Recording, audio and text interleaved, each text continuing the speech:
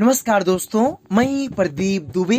आज हम आपको इस वीडियो में बताने वाले हैं, जो आप एचडीएफसी बैंक में एक अकाउंट ओपन करवाते हो तो वहाँ पे आपको मेंटेनेंस चार्ज के बारे में आप लोग सोचते हो कि मेरा अकाउंट तो 5,000 वाला है, किसी का 10, किसी का 15, किसी का 25।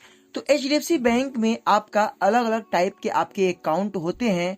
आपका जो है सेविंग अकाउंट, इसके बाद आपका saving max account, women saving account, इसके बाद आपका रेगुलर सेविंग अकाउंट और सीनियर सिटीजन सेविंग अकाउंट, अलग अलग तरह के अकाउंट होते हैं। तो यहाँ पे हम बात करने वाले हैं कि आपका बैलेंस मेंटेनेंस जो 5,000 रुपये का बैंक करवाता है, इसका मतलब क्या है, और अगर आप जो है इसको पूरा फॉलो नहीं करते हो तो इसमें आपको क्या क्या प्रॉब्लम हो सकती है और आपके लिए सबसे क्या बेस्ट तरीका है। तो मेरा आपसे रिक्वेस्ट है कि आप इस वीडियो को शुरू से लेकर अंत तक वॉच करना। चलिए शुरू करते हैं।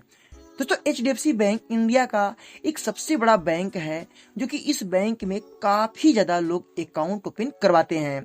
ये बैंक आपका जीरो बैलेंस से काम नहीं करता है। पहले तो कुछ टाइम पहले जीरो बैलेंस अकाउंट ओपन हुआ, फिर भी वो कन्वर्ट होके फिर से 5,000 हो गया और वहां पे आपको 5,000 रुपये मैक्सिमम रखना पड़ता है। एचडीएफसी बैंक शुरू से ही अपने सर्विस में बहुत सारा बदलाव और बहुत सारे ऐसे रूल नियम लाया। बट यहाँ पे मेंटेनेंस चार्ज की बात करूँ तो लोग सोचते हैं कि भाई मैं 5,000 रुपया अगर अकाउंट पे ना रखूंगा तो क्या मुझे प्रॉब्लम होगा। तो देखिए, यहाँ पे मैं थोड़ा आपको समझा के बताऊंगा 5,000 का मतलब क्या है।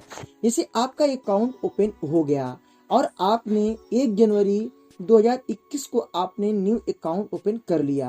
अब आपको क्या करना है कि अगर आपके अकाउंट में जैसे कि 30 दिन तक अगर जो मंथली है, अगर आपने पूरे मंथ तक अगर आपने अपने अकाउंट में 1 रुपये अगर आपने बैलेंस मेंटेनेंस नहीं किया तो वहां पे आपका 1 मंथ से लेकर 90 दिवस के अंदर आपसे चार्जेस किया जाएगा। वो भी बैंक जीएसटी और चार्ज लायक काटेगा।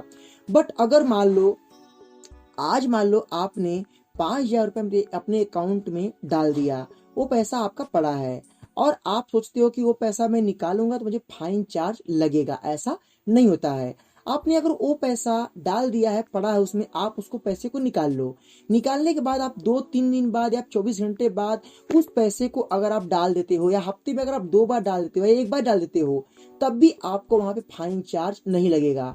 बैंक की जो पॉलिसी वहां पे मैं आपको बता रहा हूँ कि अगर आप रेगुलर 1 मंथ तक, जैसे कि मान लो कोई भी आपका अगर अकाउंट में डेबिट क्रेडिट नहीं हुआ है, तो उस हाल में आपको जो है मेंटेनेंस चार्ज आपको लगेगा 750 रुपये प्लस जीएसटी लगता है। वो भी 90 दिवस का बैंक काउंटिंग करता है। बट यहाँ पे सिटी बाय सिटी का भी कुछ पॉलिसी होता है। तो काफी लोग बोलते हैं कि मुझे मंथ बाय मंथ लग रहा है, तो ऐसा नहीं होता है। जो आपका वहाँ पे मेंटेनेंस करने की बात होती है, आपका जो अकाउंट है, अगर आप अपने अकाउंट में पूरे 30 दिन तक या 1 दिन, अगर आप 1 मंथ से लेकर 90 दिवस के अंदर अगर आप कोई भी डिफॉल्ट करते हो या आप अकाउंट में बैलेंस नहीं करते हो, तो इस हाल में आपको पेनाल्टी चार्ज वहां पे लगेगा। अगर आप पैसा, मैंने आपको बताया अभी, पैसा अगर आप जमा किए हो, आपको जरूरत है 2-3 दिन के लिए अगर आप निकालना चाहते हो आप निकाल सकते हो, कोई भी वहां पे चार्जेस नहीं लगेगा।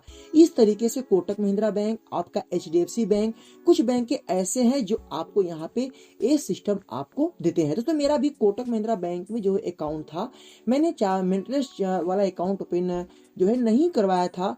बट वहां पे कुछ गलती की वजह से मेरा अकाउंट मेंटेनेंस वाला ओपन हो गया और बाद में मेरे को मालूम नहीं चला कि मेरा अकाउंट मेंटेनेंस वाला है। और मेरा 1 महीने हुआ, मैंने कस्टमर केयर में कॉल किया, बोला सर आपने अभी आपका 1 महीना पूरा नहीं हुआ है, आप थोड़ा पैसा इसमें रख दीजिए, नहीं तो आपको फाइन चार्ज लगेगा। मुझे मालूम पड़ा तो मेरा अकाउंट 10,000 वाला था। फिर मैंने बोला सर मैं इसको क्लोज करवाता हूँ, क्योंकि मेरे को मेंटेनेंस करने वाला अकाउंट यूज ही नहीं करना है। फिर उन्होंने बोला कि सर आप क्लोज करवा दीजिए, आपके लिए बेनिफिट रहेगा, क्योंकि आपको चार्जेस लगेंगे अगर आप गैपिंग करते हो 1 मंथ भाई। तो फिर मैंने क्या किया कि फॉर्म फिलिप करके मैंने तरीके से बैंक से मेरा जो है अकाउंट मैंने क्लोज करवाया। तो यहाँ पे क्या होता है कि अगर आप मेंटेनेंस वाला आपका अकाउंट है, तो आप ये कभी मत सोचना कि मैं अपने अकाउंट पे रेगुलर पैसा उसमें रखा रहूं तभी आपको मुझे चार्ज जो है वहां पे देना पड़ेगा। आपका ट्रांजेक्शन वहां पे मेंटेनेंस करता है, आप कैसा ट्रांजेक्शन कर रहे हो, किस तरीके से पैसा आप निकाल रहे हो, सारी चीजें वहां पे बैंक काउंटिंग करता है। ऐसा नहीं है कि आप पैसा डाल दिए और छोड़ दिए, आप कोई ट्रांजेक्शन नहीं कर रहे हो और सोचे मुझे चार्ज लगे, तो ऐसा नहीं होता है। बैंक की पहले पॉलिसी पढ़ो, फिर आप इस चीज को फॉलो करो। तो इस तरीके से आपका HDFC बैंक काम करता है।